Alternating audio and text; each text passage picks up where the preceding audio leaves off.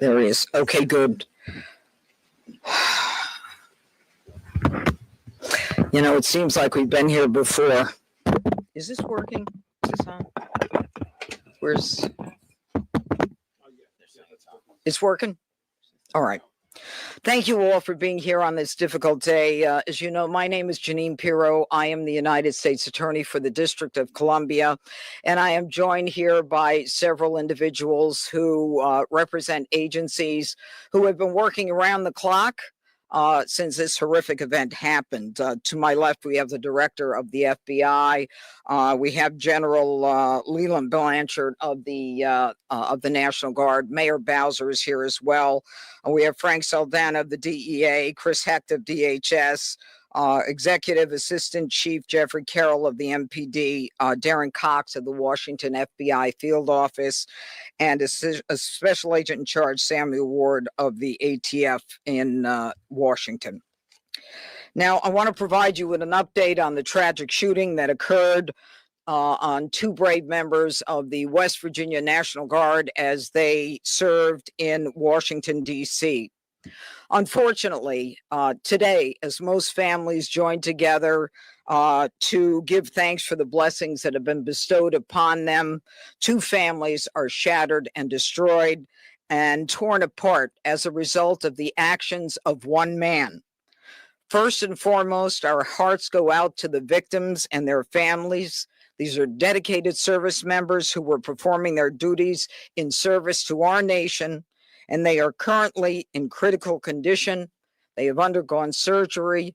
We pray for their well-being as they continue to be cared for in the best possible way. We have been in constant contact with their families and have provided them with every resource needed during this difficult time. The two National Guardsmen that we're talking about are Sarah Beckstrom, who's 20 years old, and Andrew Wolf, who is 24 years old. They were uniformed members of the West Virginia National Guard, and they were in D.C. to keep D.C. safe, pursuant to President Trump's executive order to make D.C. safe and beautiful. They answered the call, they took the charge, they volunteered, they put their lives on the line for people they don't even know. And that, unfortunately, is becoming a reality more and more for the members of law enforcement. Yesterday on Thanksgiving Eve at approximately 2:15, near 17th and I Streets in the northwest section of the district, near the Farragut West Metro Station, two uniformed guardsmen were ambushed in a brazen and targeted attack. A lone gunman opened fire without provocation, ambush style, armed with a .357 Smith & Wesson revolver. One guardsman is struck, goes down, and then the shooter leans over and strikes the guardsman again. Another guardsman is struck several times. Fellow guardsmen who were there responded immediately, engaging the suspect, neutralizing the threat, and subduing him at the scene. He was transported to a local hospital where he remains, as we speak, under heavy guard. Thanks to the swift and coordinated response of the National Guard and the Metropolitan Police Department, no additional victims were harmed, and the scene was secured within minutes. The suspect, he has been identified as Ramanullah Lakanwal, a 29-year-old Afghan who entered the United States under Biden's Operation Allies Welcome, a program following the disastrous withdrawal from Afghanistan. He resided in Bellingham, Washington, with his wife and, we believe, 5 children. And we're working very closely with our federal partners, especially DHS and the FBI, to review his immigration history and the vetting process itself. What we know about him is that he drove his vehicle across country from the state of Washington with the intended target of coming to our nation's capital.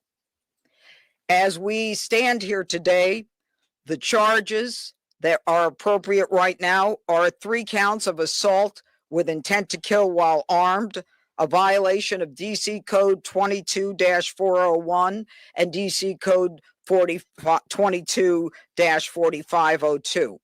He will also be charged with possession of a firearm during a crime of violence. He faces 15 years under the assault with the intent to kill. We intend to continue monitoring what the charges will be, depending upon the well-being of the Guardsmen. We are praying that they survive and that the highest charge will not have to be murder in the first degree. But make no mistake, if they do not, that will certainly be the charge, murder in the first degree. The Department of Justice under Attorney General Pam Bondi is committed to a thorough and an impartial investigation where we will hold this perpetrator accountable under the full weight of the law. Now, Sarah and Andrew volunteered. They came here to protect the people of the district, pursuant to a crime emergency that President Trump rightly declared in this city and in other cities across the country. Our nation's capital should not and must not be a place where evil comes to commit violence, whatever their cause or motive may be. We should not have to live in fear in the nation's capital, especially by one who came here from a foreign country. And through a process that was so absurd that he came through and released into this country, as many were, knowing virtually nothing about his vetting. This is what happens in this country when people are allowed in who are not properly vetted.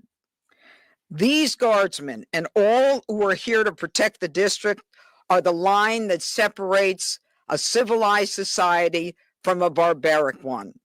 They are the ones who stand for law and order.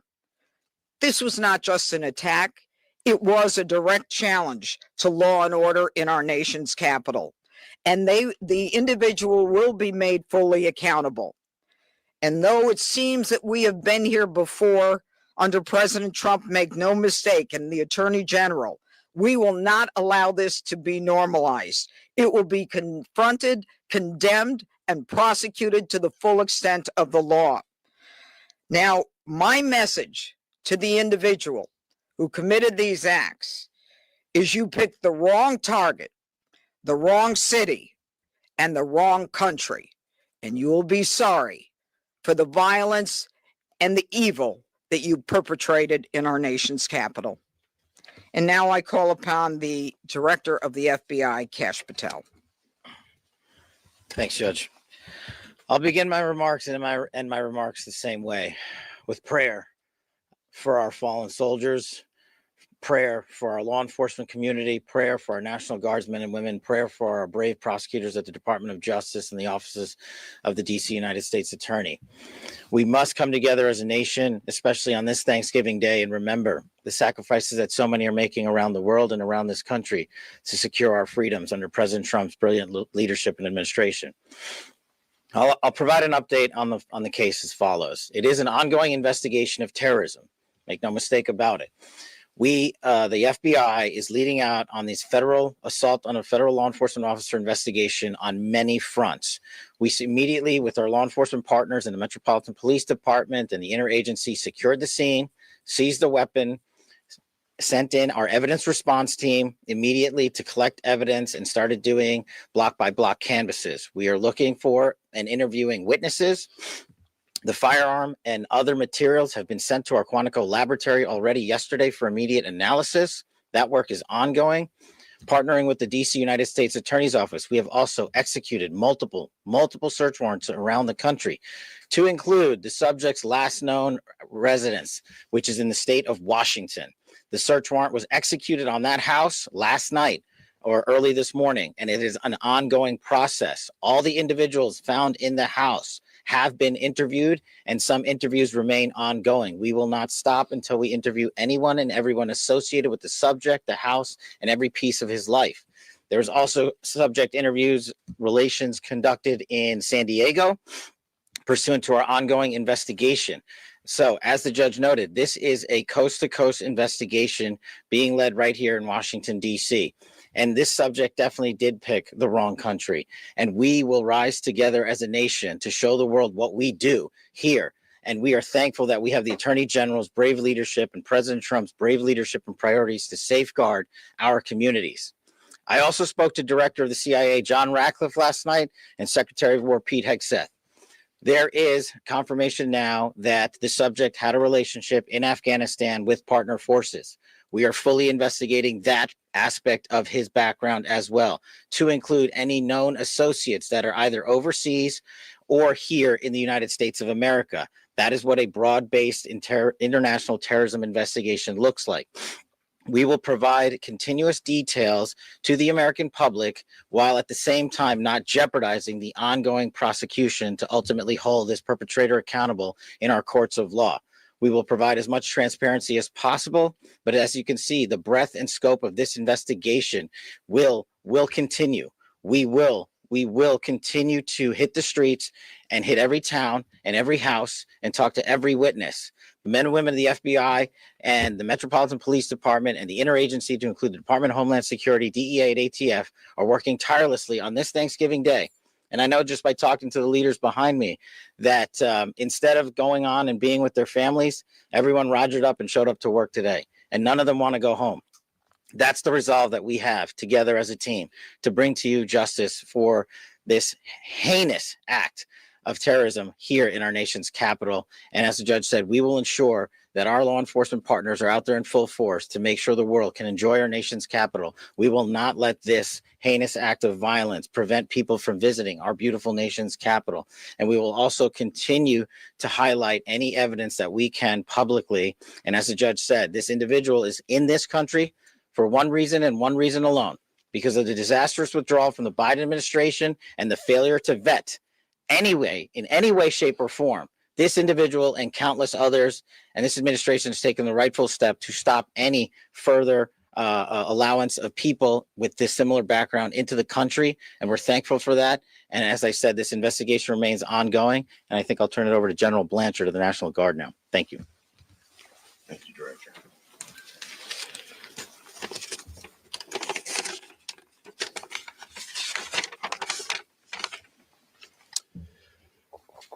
All across America this morning, families are waking up. They'll spend the day with their children, their brothers, sisters, husbands, wives, friends from across the community. There will be the smell of turkey, all the fixings. They'll watch parades, football games. They'll pray together. They'll talk about what they're grateful for. This morning, there are two families that will not have that opportunity.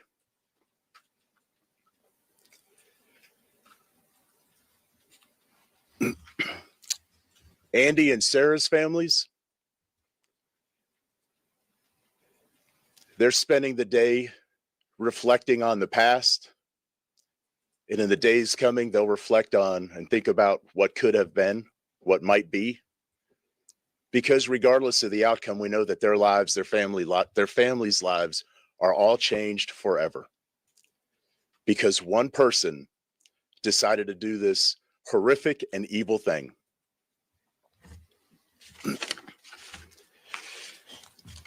And all across America, we are also reminded that there are many law enforcement agents, first responders, soldiers, service members all around the world who at best will come home, eat some cold turkey, open up Tupperware, eat what's left over, because they spent the day defending the American ideals, getting out there and getting after it on every American citizen's behalf. I will say that the District of Columbia National Guard, this task force, is more committed this morning to the president's directive to make DC safe and beautiful. Our resolve will be tested. It is being tested, but make no mistake, each and every one of these soldiers and airmen will meet and exceed the expectation that we have for them. They are, in fact, America's best. I'm proud of each and every one of them. I pray for each and every one of them today, and in particular, for these 2 young service members who are willing to go above and beyond and pay whatever price our nation asks of them. I ask every American today to keep them in their thoughts and prayers as you go about your day. Thank you. Thank you, General. Mayor, where's Mayor I'm right Bowser? here. Yeah. Thank you, Judge. I'm Muriel Bowser. I'm the mayor of Washington, D.C., and I want to associate myself with the remarks of our Adjutant General from the D.C. National Guard. I want to be very clear what the judge and everyone has reported here. Somebody drove across the country, came to Washington, D.C. to attack America. And that person will be prosecuted to the fullest extent of the law. These young people should be at home in West Virginia with their families. ATF, anybody? DHS? Anyone? Okay. I also want to say that both Sarah and Andrew, I believe, were sworn in less than 24 hours before they were shot on the street in Washington. Any questions? Could you drill down on a possible motive? Have you got any information, any intelligence on a possible motive for the shooting? You know, as the directors indicated, this is a fluid investigation. People are working around the clock. It's too soon to say what the motive is, but there are definitely areas that we're looking into, but not ready to say. Can you characterize a little bit about how the assailant was taken down after he opened fire? Yeah, he got shot But by another guardsman. Yeah.